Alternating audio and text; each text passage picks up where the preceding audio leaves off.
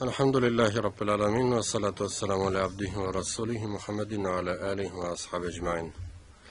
Barcha maqtovdanlar Alloh taolaga natijli, ham payg'ambarimiz Muhammad sallallohu alayhi va sallamga Alloh taolaning rahmatlari bo'lsa edi.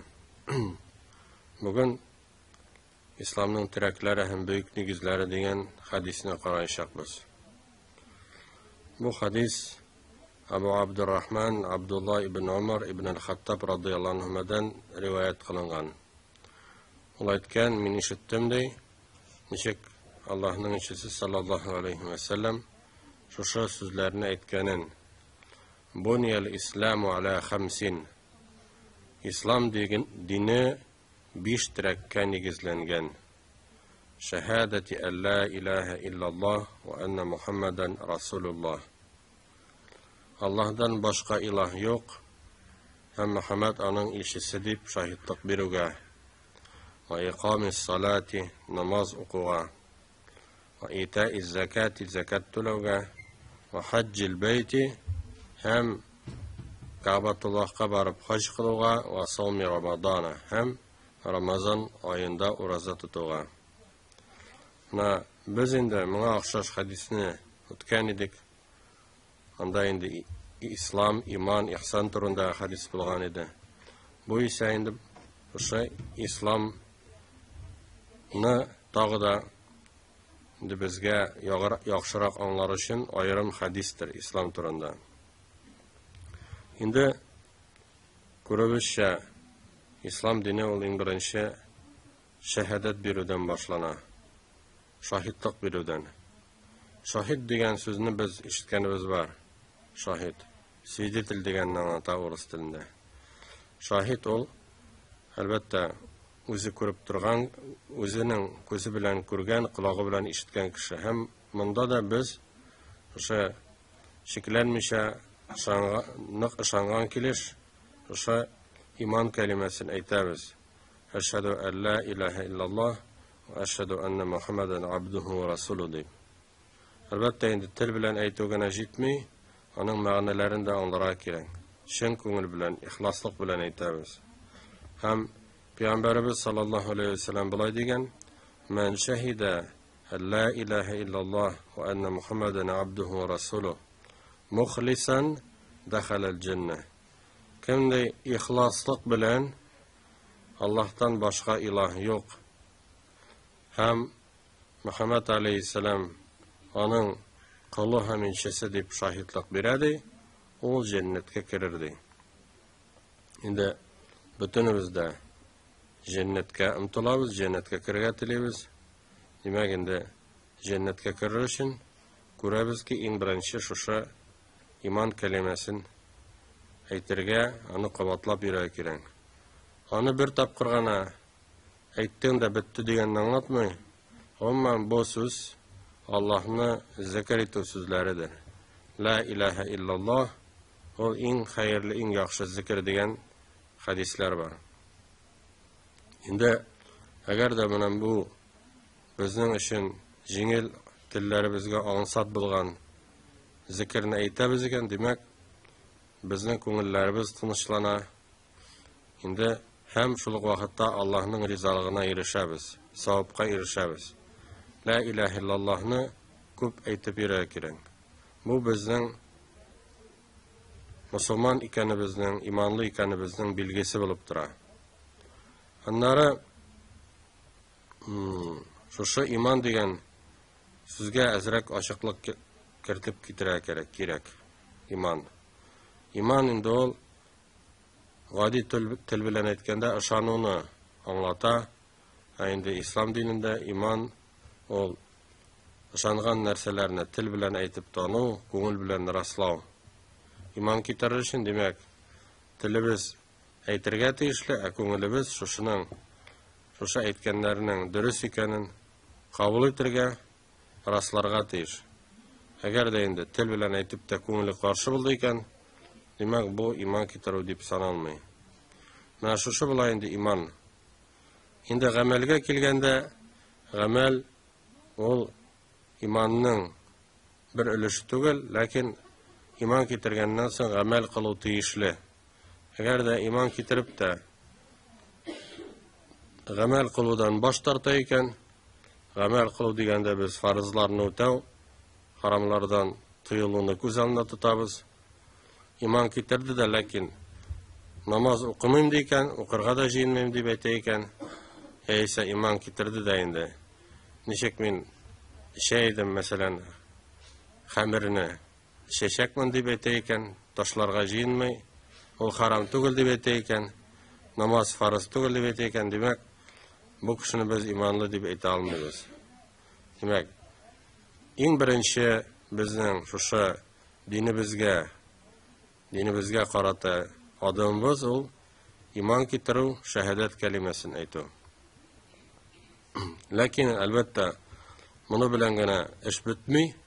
Şuşa iman kitirgenden soň biz imanımızı gamellerde görsetirge tiyişlibiz. Gamel bilen rastlarga kireng imanını.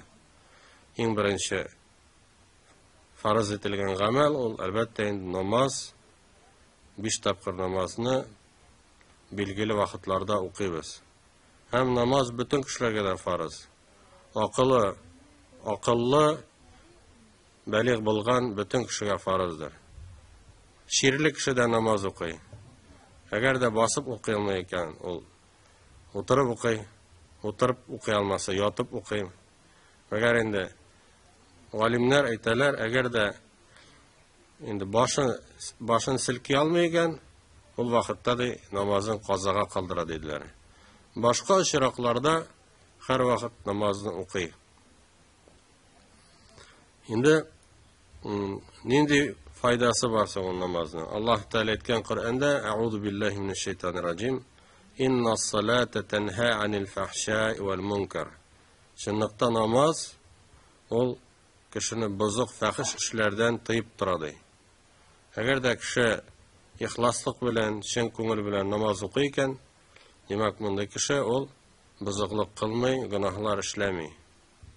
Demek namaz okuğunun nindi derecede ekanin görür için, anlar için demek kişi özünün başka gamellerine ihtibar etti. Eğer de o illik kişi günah kılığın, bozukluk kılığın devam etebireyken demek hele onun namaz okuğu tiyişli derecede diyenini anlatmayı.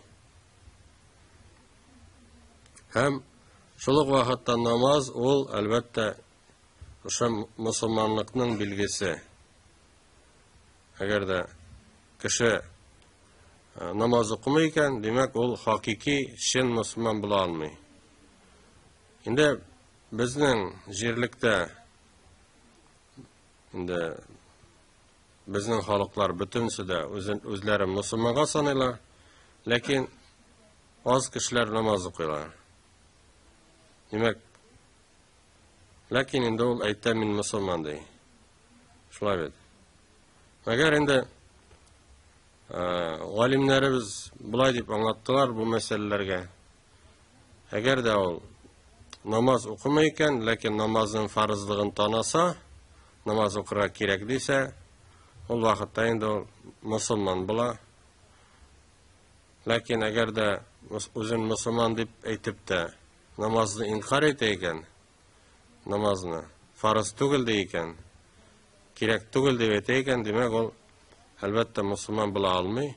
Biz ona anlatırga tiyişlibiz. Andı fikirinin dürüst tugul eken, ana dinge şakırga, ana indirge tiyişlibiz. Dürüst etip anlatırga.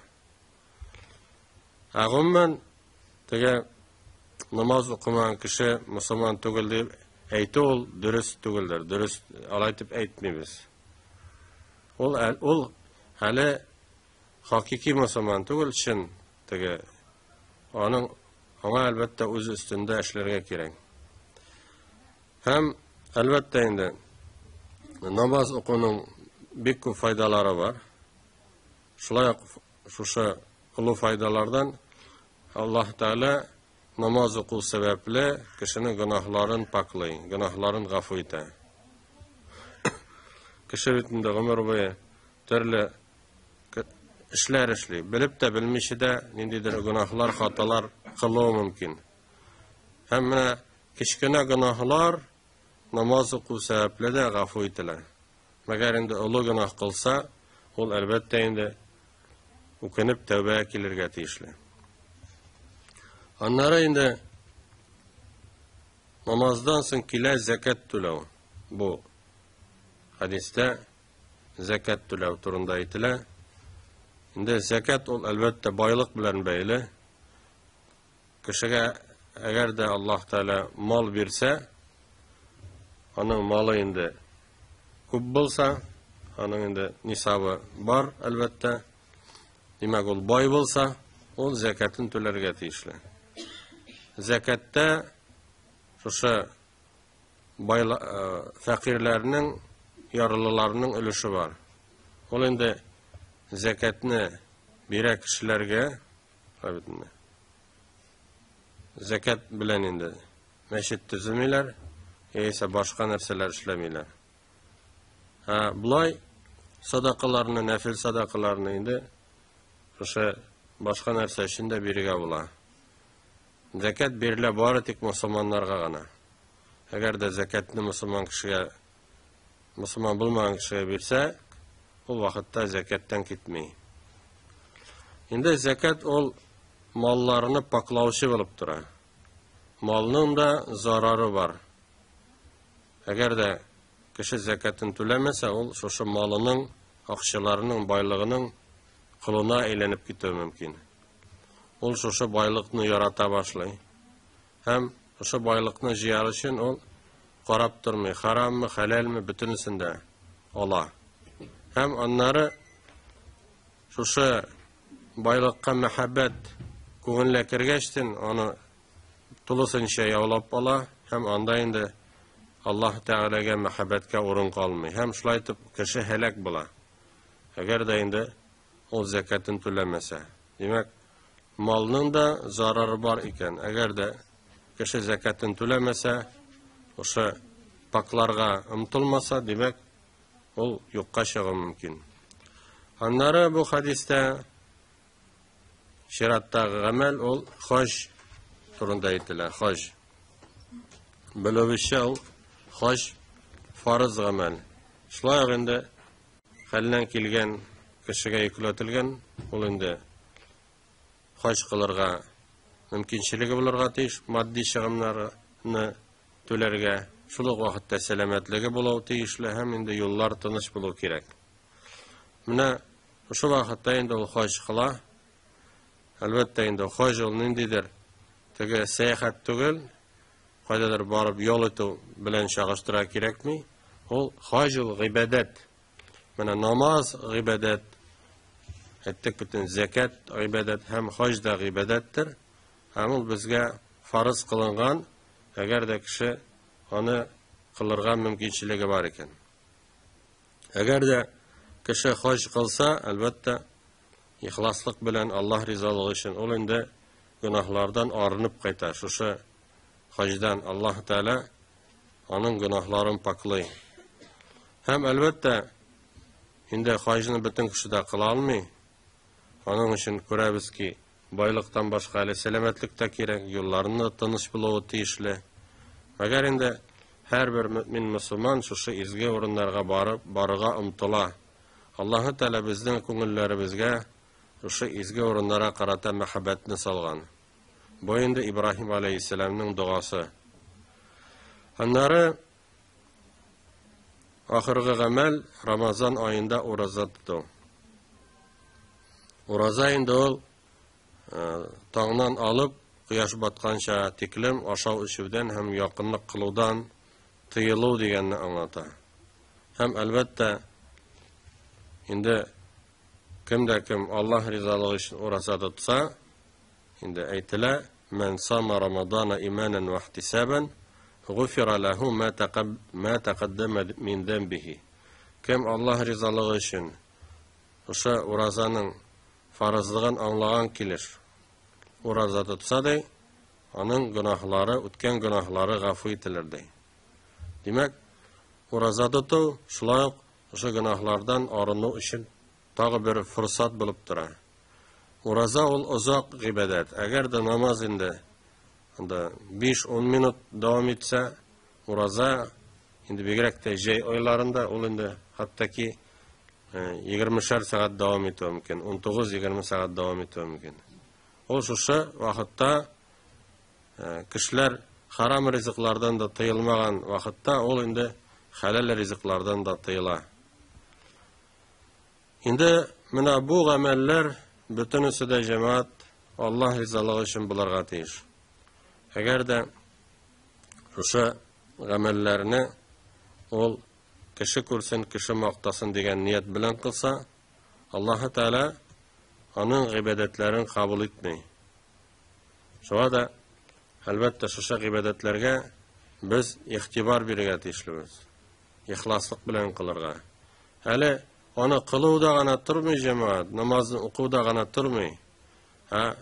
Şulay etip okurga namazını ol kabul bulsun ittirip okurga. Allah Teala indi kabul kılmağı da mümkün, eğer de kişi ihtibarsızlık bilen okusa, hem şuluk vakitta kişi maqtasın, kişi kursun, indidir başka dünyavi maksatlar için okusa. Onları elbette bundan başka da dinimizde izgi ameller var. Lakin mina bu dinin nigizin teşkil ete. Eğer de biz özümüzne Şin Müslüman'a sanıyızken demek, mana şuşa amellerge en birinci şiratta biz ihtibar birige teşlimiz. Şimdi eğer de namaz okumasa, uraza tutmasa mesela, elbette o hakiki Şin Müslüman bula almayı. Onları elbette Müslüman kişi ol her uğaylı şirak gelip çıkan sayın izgilikler kılırga hazır. Oltay qarab turmay, mana munsi farz, munsi ishlayim, munsi zo'rroq savob berayotgan, tegese endi kichkina. Ol har vaqt ezgiliklarin ishlarga tirisha, kelib chiqqan sayin. Mumkinlik kelib chiqqan sayin. Ham albatta endi o'sha ezgiliklarni ko'proq qilsak tog'ida yaxshi, tog'ida xayrli. Hali farzlardan tish bor endi. Vaciplar, sünnet ameller var. Bularning bütünüsünde mana şuşa haq mescidga kelib öğrenemiz. Hem Allah Teala bizge şuşunda hayırlı hem faydalı ilimler alıp, şuşa ilimler bilen amel kılırga nasip eylesin. Vesselamu aleyküm ve rahmetullahi ve berekatuhu.